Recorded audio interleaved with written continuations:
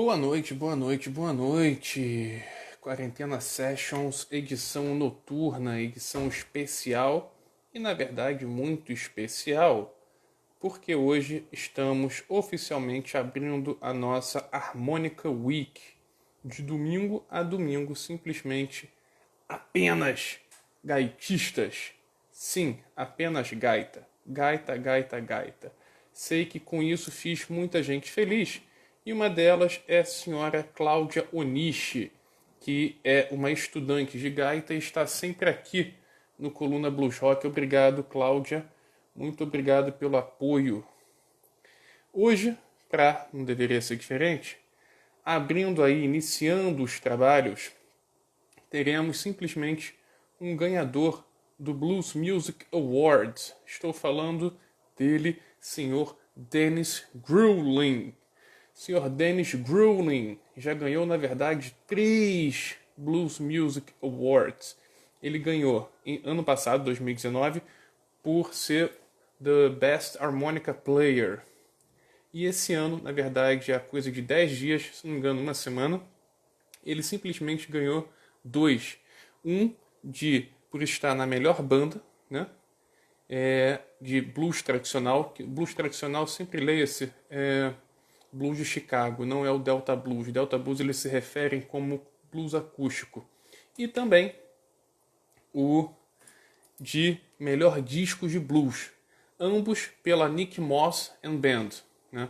É uma banda que ele foi chamado para se juntar, já tem 2 trabalhos, e os 2 trabalhos são simplesmente incríveis. Se vocês não conhecem esses trabalhos, escutem, porque são muito, muito, muito, muito bons. Ele também tem alguns trabalhos solos, o Dennis Gruenling, e falarei sobre eles aqui na entrevista. Mas eu recomendo desde já, para quem gosta de blues de Chicago, escutem, por favor, os 2 discos que ele fez com a Nick Moss, M-O-S-S Band. Cara, é inacreditável, é muito bom. E foram 2 prêmios, né? 2 awards muito, muito merecidos. Eu vou chamar aqui as pessoas. Vocês podem ir chamando aí, para que a nossa live tenha mais e mais e mais e mais pessoas. Gostaria de mandar um abraço a todos aí que estão sempre aqui nas Quarentenas Sessions. Gostaria de convidá-los a todos para que todos estejam, se não em todos, pelo menos na maior parte dessa Harmonica Week. Lembrando que a Harmonica Week começa hoje, e só hoje vai ser às 8 horas, porque como o Dennis Gruenling mora na Califórnia, são 4 horas de diferença, então ele falou que assim ele poderia fazer as coisas dele. Amanhã, segunda-feira, Otávio Castro, um cara aqui do Rio de Janeiro que toca muito, muita gaita. Terça-feira, Márcio Maresia, gaitista lá de São Paulo. Quinta-feira, Marcelo Naves, também de São Paulo. Sexta-feira, Rodrigo Eberiene. Esse nome eu nunca sei. Eberienos, se não me engano. Aqui do Rio de Janeiro, ele toca demais. Sábado, Gonzalo Araya, gaitista lá do Chile. E domingo, simplesmente uma das maiores referências da história da gaita do Brasil, senhor José Stanek. Ele não toca blues, ele toca jazz e música clássica com a gaita, ou seja, muita coisa boa está aí por vir. Eu estou tomando a minha cerveja, e como agora eu tenho um vice-presidente, assessor de imprensa, vice-CEO de marketing e sei lá o que, ele me ensinou que a gente não pode botar mais nada de marca aqui. Porque se é para aparecer marca, tem que ser cobrado. Então, essa cerveja aqui poderia ser sua.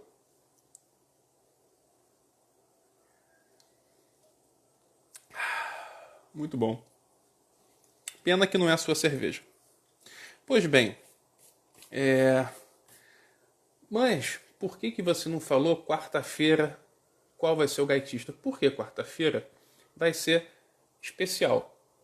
Sempre às quartas e aos domingos eu tô reservando para esses especiais. E quarta-feira, como o Florian Schneider morreu essa semana agora que acabou-se, eu vou fazer um especial Kraftwerk. O Kraftwerk eu não vejo apenas como uma música eletrônica. Tem muito mais coisa ali por trás. De certa forma eu vejo até algo de música clássica ali no meio, quase que uma obra de arte. Mas se você não gosta de música eletrônica, tudo bem, respeito. And Mr. Dennis Gruenling is in the house, so I'm gonna call him right now.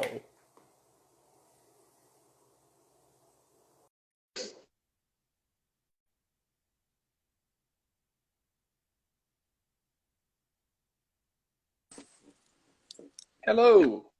Hello! Hey. Can you hear me? Yes, perfectly. How are you? Fine, thank you so much, Mr. Gruenling. Good. Are you safe where you are? Yes, I guess so. Good. I'm in my house to drink some beer. That's good. That's pretty safe. As long as you as long as you stay inside drinking the beer. Yes, maybe. Yeah, I'm okay. So thank you so much, Mr. Grilling, for stay here with us. When I talk to my friends and blues lovers here in Brazil that you're gonna be here, whoa, it was a real party because your music is very admired here in Brazil. Thank you so much. Thank you. Was I invited to the party? You had a whole party when you found out I was coming? Yeah, because that's all that social distancing. So Sure. Is that where you get the yes, beer and from? yes. Thank you so much, Mr. Grueling. Am I say correct? It's Grueling? Gruenling, yes. Grueling. Whoa, thank you so much. So we are here with Dennis Grueling. He's just a Blues Music Awards winner for 3 times. Congratulations. Please, congratulations. And let's begin at the beginning. So what was your first contact with music? I mean, during your childhood? I always loved music. As far back as I can remember. I cannot remember a time where I didn't love music and where music didn't move me. Just as long as I can remember. And I remember making up my own songs as long as I can remember being a kid. So it was always part of me and how I thought, you know? Yes, totally. It was in your DNA since ever. Sure, yeah. Who knows how it got there, but it was there. And when and how did you decide to play harmonica? Well, I didn't necessarily make a conscious decision.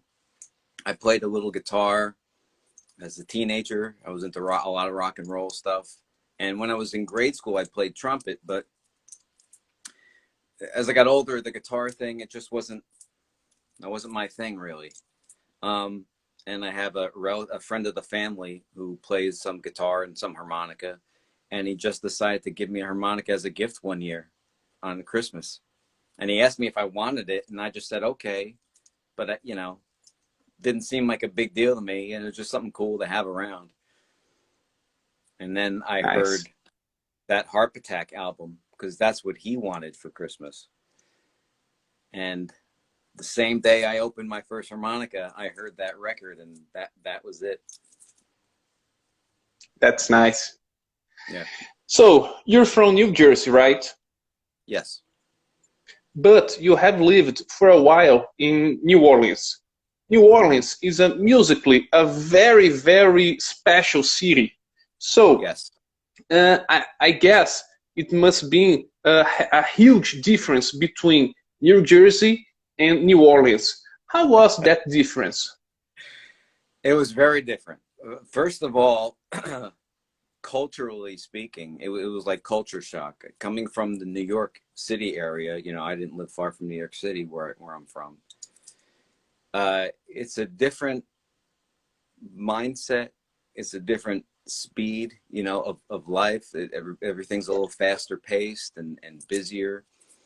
And down south, things are a little different, everything's slower, maybe because there's so much heat and humidity, but everything is slower moving.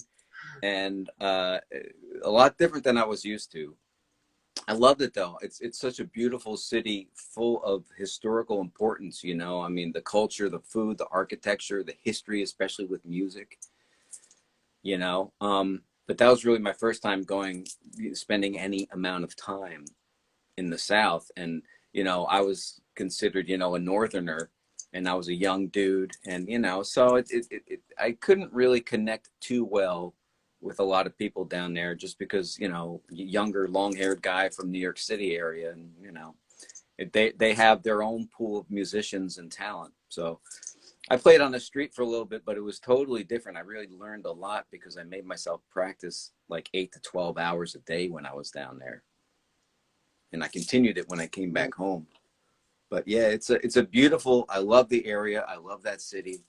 But it was a totally different experience for me, you know? So in New Orleans, we can say that your music has has maybe suffered some difference. You mean because I was in New Orleans? Yes. Yeah, it made a big difference in my playing. You know, when I first was going down to New Orleans, I had all these amazing ideas because, you know, it's such rich in the history of jazz and blues and American music. And when I got Yes. down there, totally new area. Not many people, you know, wanted anything to do with me because I was not from there and I was younger. And I obviously I looked different.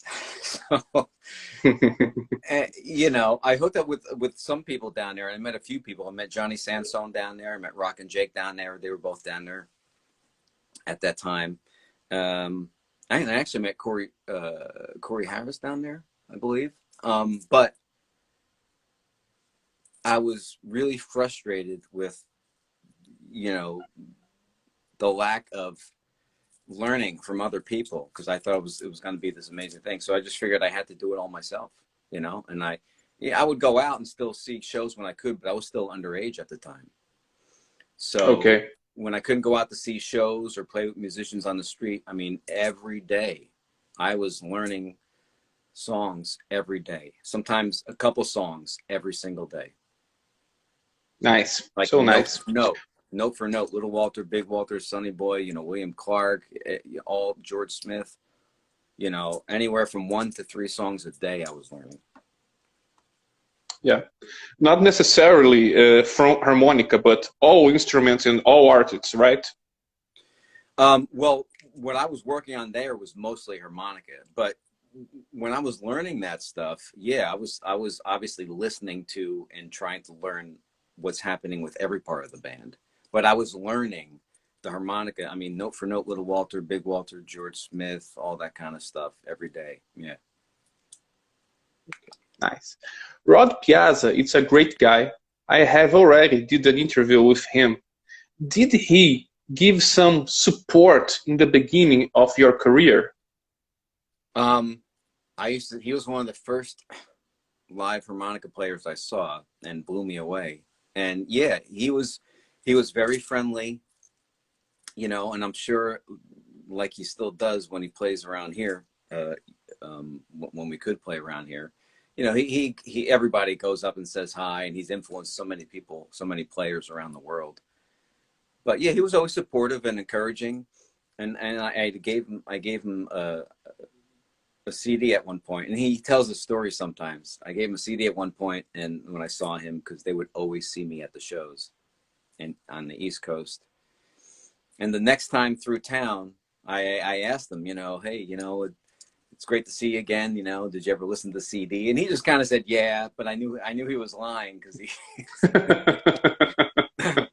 and he went home after that tour and listened to it. And then the next time I saw him in town, he told me he never listened to it, but then he finally did, and he would invite me up on stage to play with him, and always been very cool. Yeah, yeah. He's an excellent person. Well, he treated me very well. Great player, you know, and especially what he did with his approach to playing more jump blues on the harmonica and chromatic harmonica. You know, what he did, he really kind of carved out his own thing. I mean, he obviously gets it a lot from George Smith and Little Walter, but he really kind of developed his own thing and took it in a different direction, you know? I'll never forgot because when I did an interview with him, I asked him if he got in the acid trip and the acid movement in the 60s. And he was very sincere, very honest with me. He said, yes, I did. So I respect him. Yeah, that was before my time. It's always time. It's always time. Yeah. For some people. So, you recorded. So sorry here. Yes, I Just Keep in Loving Him, a tribute to Little Walter. It's an amazing project. Could you talk about that project? Yeah, well, yeah, that was a dream project of mine. I've been wanting to do that, you know, for a while, and now that's over 10 years ago. I think that was 2008 that came out. Yes. But yeah, I've been wanting to do a tribute to Walter, and actually I want to do a whole series of tribute albums. And at the time, I had a friend who wanted to help fund these projects. So I got everybody who I wanted on the record. And, you know, Kim Wilson, Rick Estrin, Steve Geiger, I had Rusty Zinn on there, you know, other West Coast players on there. But, you know, part of the reason I want to do the Little Walter one first, aside from Little Walter being so great, was I was amazed that there was really no tribute to Little Walter, like full album tribute to Little Walter by any single artist since the year he died, when George Smith did that tribute to Walter. And I couldn't believe, because Walter not only inspired harmonica players, obviously, but a lot of other blues musicians around the world, not just harp players. Sure. And I couldn't believe that I couldn't find one album tribute to Little Walter by an artist since then. And I was kind of amazed by that. Now, since I did mine, there's been a handful of them after that, but I couldn't find one album that was a tribute aside from George Smith's first full album. Yes. So, and that was a dream to play with those guys too. I'm sorry, Rick Estrin and Kim Wilson and Steve Geiger. You know, I did a session on the East Coast, me and my band plus Steve, and then the session on the West Coast with Rick and Kim and Rusty and those guys. And it was a blast. I mean, I let everybody choose whatever songs they wanted to do, and I didn't want to do the common songs really. And it was just a lot of fun. I had a great time doing that. When I talk Little Richard, so sorry, he died yesterday. When I talk about Little Walter, what part of his music comes to your mind? Could you play just a little part? Yes, Little Walter. He was just so musically creative and fluid. You know, I mean, that's the first thing that that really set him apart from all the other players. And you know, there are other great creative players and musical players, but he was on a different level. Hey, could you play just a little part of Little Walter harmonica, please? Okay. So just kind of a little. You know, it won't be note for note, but kind of influenced by his style. Yes, sure.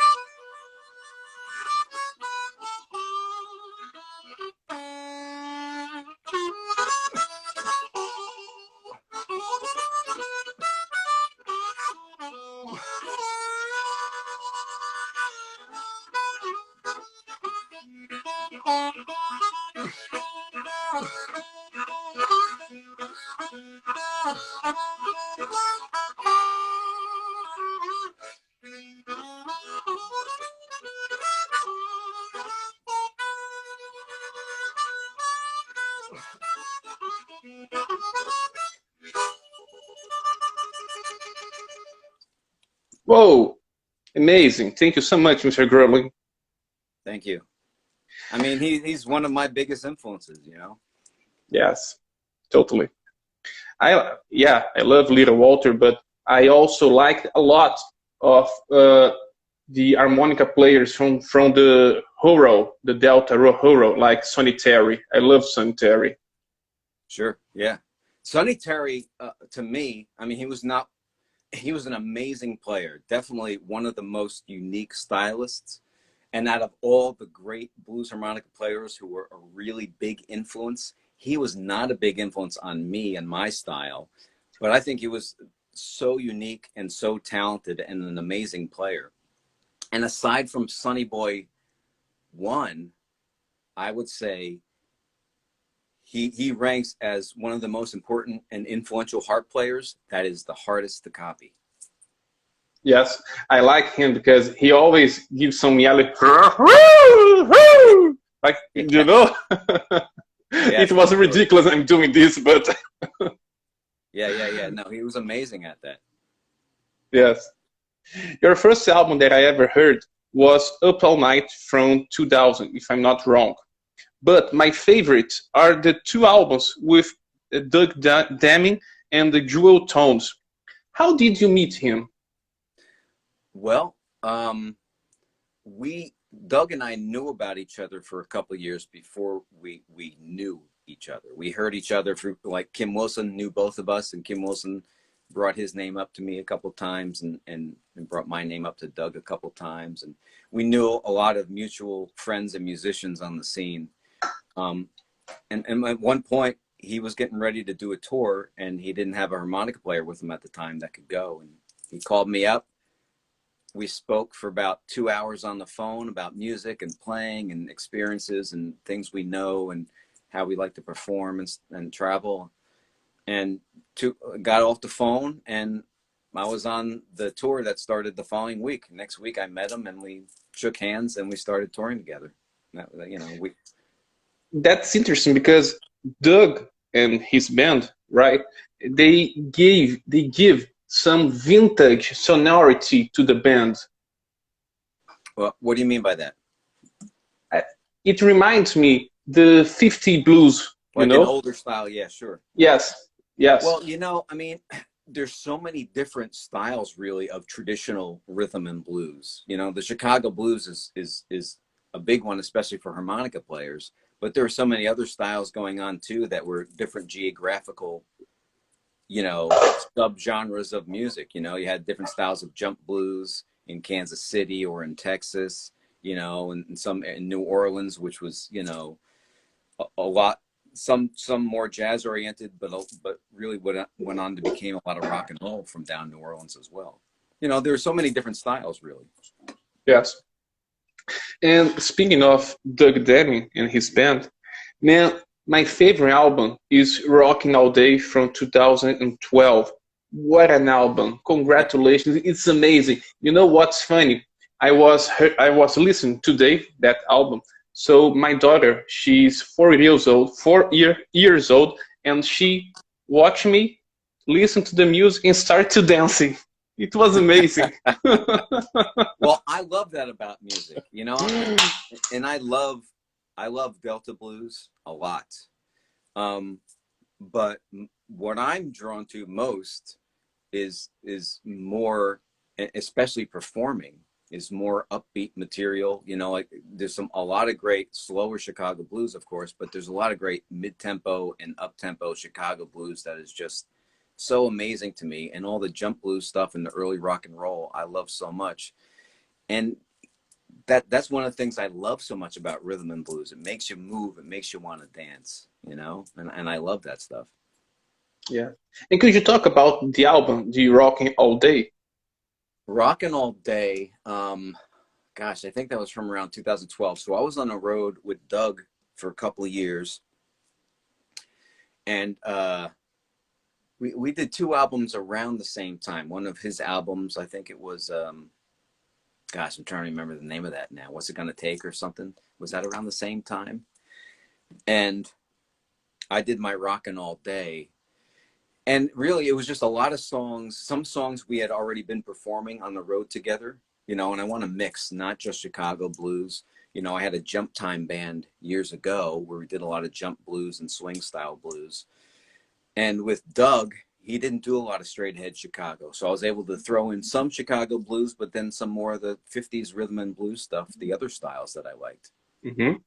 So Up All Night, which was my second album, you know, the first album I did was with Jump Time, and I purposely did Up All Night as my second album and made it more Chicago blues so I could do a different style.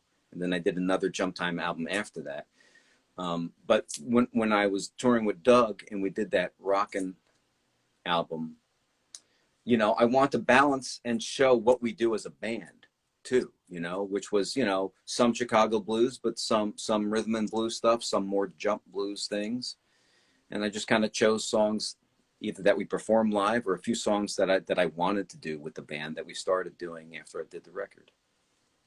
Soon after, you two in the band, the Jewel Tones, you record Red or Not. Great album also. Could you talk about the album?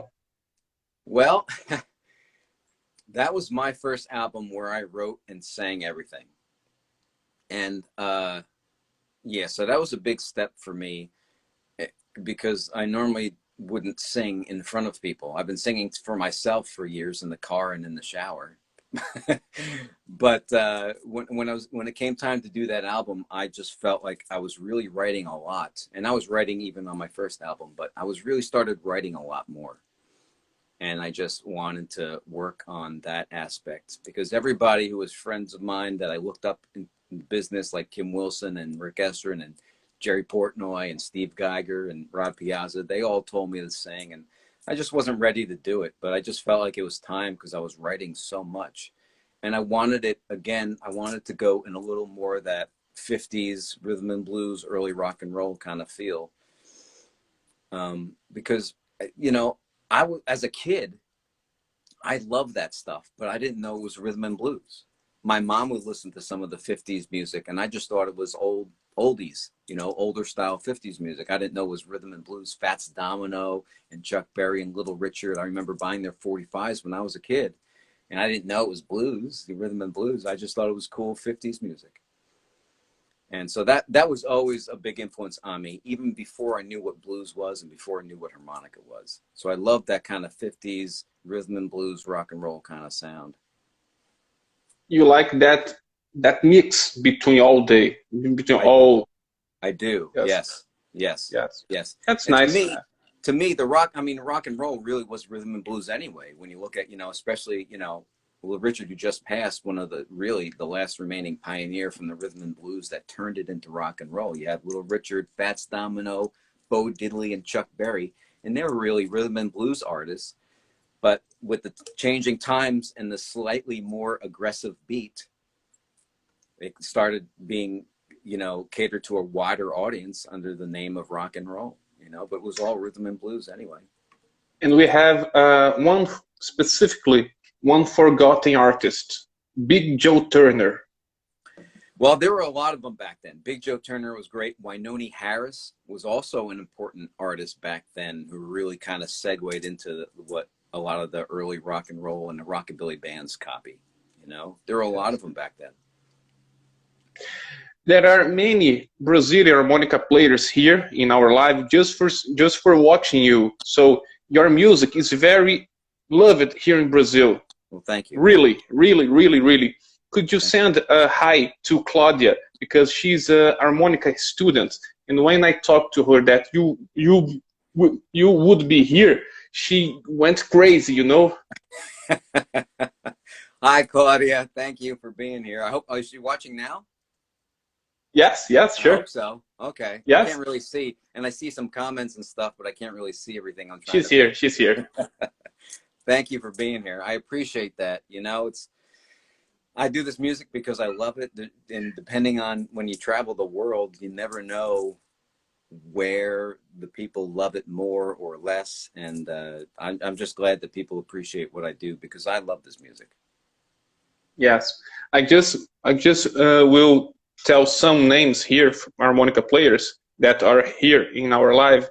Shimi Monzon from Argentina, Marcelo Naves from São Paulo. Sure, yes.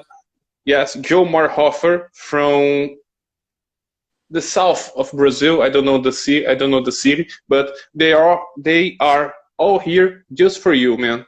Thank you so Well, much. thank you. I appreciate that. Thanks for having me on here. Yes, my pleasure. So, uh, I was saying in the beginning that you just won a Blues Music Award last week for best band, best traditional band, and best album with Nick Mose, right? Right, right. The best band and the best traditional blues album. Yeah. Yes, correct. So I listened the two albums that you two record, and Lucky Guy. What an album, man! What You an like that? album! It's so yeah, it's so fucking insane. It's Thank you. amazing. So, how did you meet him? Nick? Yes. I've known Nick for a really long time, actually. But I was always out on the East Coast near New York, and Nick was always in Chicago. We've been friends for a long time. I was teaching and performing at a Spa Harmonica Convention. I think it was in 95 or 96. I was young, and I think I was still with my jump band at the time. I think I put together a band just to play with there, actually. And I just started getting hip to the harmonica scene. I remember Kim Wilson was there, and I was really kind of trying to make sure that they got Kim there and everything was fine for the band. And Nick Moss was playing with Kim there at the time, and I met Nick then. And this is before either one of us had records out. And I noticed a year or two after that, Nick came out with his first record, and I think I sent him a letter. And I said, you know, if you ever come out east, let me know. I'll try to get you some gigs, because I was already playing locally.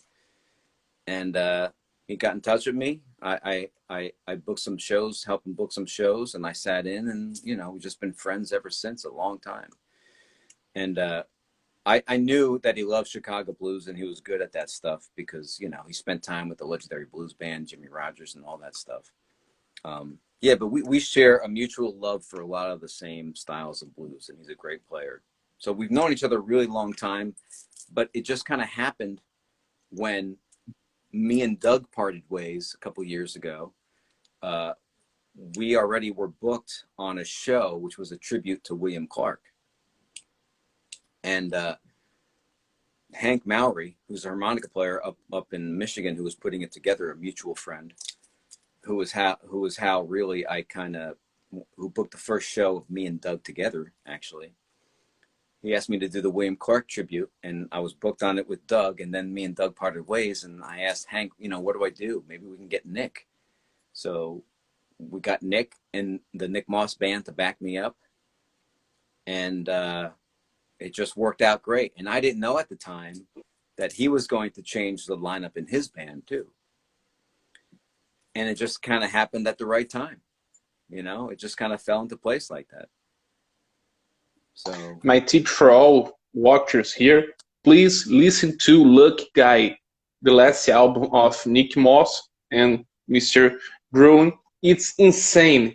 It's wonderful. It's magnific. Could you please talk about the album itself, Lucky Guy? Well, when we go in the studio together, Nick always has a handful of his own songs that we rehearse a little bit ahead of time, and he asked me to have my own songs, which I sing on the record. And really, I had my own ideas, but sometimes I change my songs depending on what he does with his. So we go in the studio and rehearse these songs, with Rodrigo on bass and Patrick Seals on drums, and we had Taylor in the band playing piano, and it was great. But sometimes things change even in the studio, because I had particular groove and a beat and a tempo for one of the songs I was doing. And I totally changed it when we were in the studio because it was too close to one of Nick's songs that kind of, changed over time as well. So, but we did it all live, at Kid Anderson's studio at Graceland, a couple of days in there, and it was a blast, but things change sometimes, and I'm totally fine with that. I think, you write a song and you have something in mind, but especially with this kind of music, you have to let things have their own life. You know, you kind of, and that's how I feel about playing solos too. You want to learn how to play your instrument, regardless of whatever instrument it is, vocals, or guitar, harmonica, whatever. But really, especially playing this kind of music, I feel like you're not doing it right, and you're really doing a disservice to this music if you don't learn your instrument well enough where you can just go and let it happen naturally. You know, you don't want to be thinking about it when you're on the bandstand. To learn your instrument and learn about music, you want to be thinking, you know, when you practice Yes. and learn all these things. But when it comes to performing it, recording it, or performing live, the magic is when it just happens. Yes. Just let me explain. He told about Rodrigo. Rodrigo is Rodrigo Mantovani. He's a Brazilian bass player, and he's insane. He's, in my opinion, he's the best player nowadays. I agree. And all the other great bass players say the same thing. Yes. I saw him one time, just one time, but I saw him. He's insane. He's great. Yeah. Yes. You just talk about Keith Anderson. I think Keith Anderson nowadays is the biggest blues producer on West Coast. Yeah. Yes. Well, you know, that Tribute to Little Walter record that we were just talking about, that was one of the first sessions that they really did in Greaseland. And that was Bob Welch actually took that session down, but he called Keith Anderson because he needed help, because I insisted we record on tape, on actual tape. Because that's how I used to do all my records, because it sounds a little better. And then the first day in the studio, the two of them were just trying to get the tape machine going because it wasn't working right. So, you know, but yeah, Kid was there. I think that was one of the first Greaseland sessions that they really did. Yeah. So now I just finished all my questions. Could you please play a little, please? Maybe. Just a little bit. Yeah. Okay. All right. Thank you so much. What do you want me to play? Whatever you want. Anything? Anything. Like classical, or like some polkas? Maybe some samba. Samba. Oh, I love the samba. Samba. Yes. No, samba is good. I'm not good at that. I'm good at listening to that, but not so much playing it. Is it okay if I do some chromatic? Yeah, sure, please. I love chromatic. All right. Well, all right. I'll just, you know, who knows what I'm going to do, but we'll just make it happen.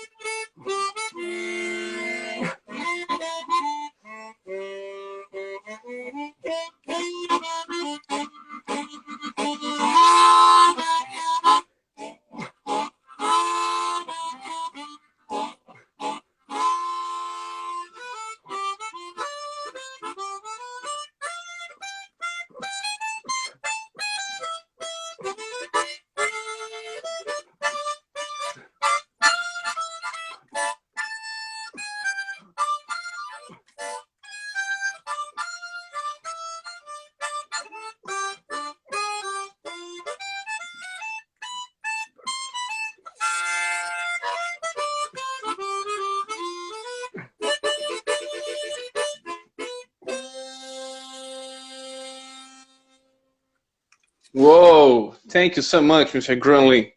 It's amazing. No problem. Do you also play that bass harmonica? Play what? Bass harmonica. That's, like a do you low know? tune?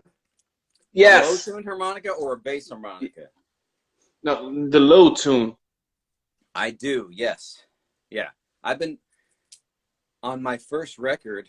which was many years ago, you couldn't really get 10-hole low-key harmonicas, you know. So I had Joe Flisco make me custom low-tuned harmonicas out of the Marine Band 12 holes that you could get in like the key of low C, and he would retune them and make them 10-hole, because I wanted 10-hole harmonicas, because I wanted to play them in my hand with the microphone and really shape the sound like a horn. Because most of the players that you heard play the low keys, they were mostly doing just kind of like, you know, like kind of Sonny Boy chording stuff. And that's cool, but that wasn't what I wanted to do, you know? I mean, I wanted to play more jump blues, you know?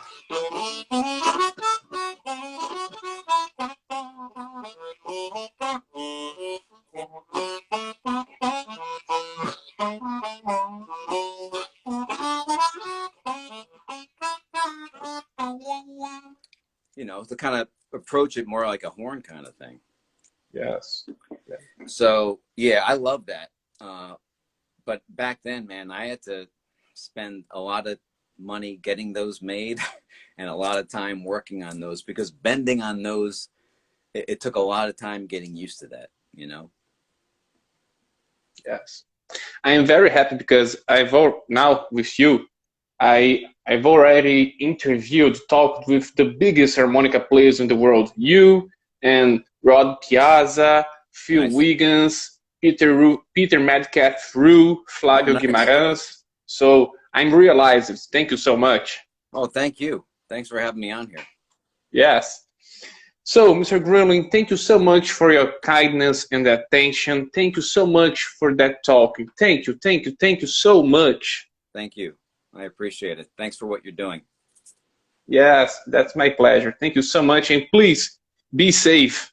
You too. Everybody out there, be safe. Hopefully I'll get down there to perform with the band, and I'll bring Rodrigo with me, and he can play, you know, we'll be there with the whole band at some point. But thanks for watching. I appreciate it. And please, next time we see each other, you will be here in Brazil. That would be great. Thank you so much, Mr. Gruenling. Thank you so much. Thank you. Take care. Bye-bye. Bye. Uou, que legal, cara. Pô, que legal esse papo aqui, essa Quarentena Sessions com Dennis Gruenling. Espero que vocês tenham gostado, cara. Pô, fiquei amarradaço. Meu inglês é um lixo. Eu dou um foda-se porque eu sou cara de pau mesmo, então foda-se meu inglês. Eu vou dentro, caio dentro, eu fico bêbado e vou falando, e vou no improviso, e acho que dá para se comunicar. Acredito que todos tenham entendido aí, e acredito que, pô, o cara ficou super simpático, então eu não falei nenhuma merda. Então, pô, espero que vocês tenham gostado demais, porque eu me amarrei. Dennis Gruenling simplesmente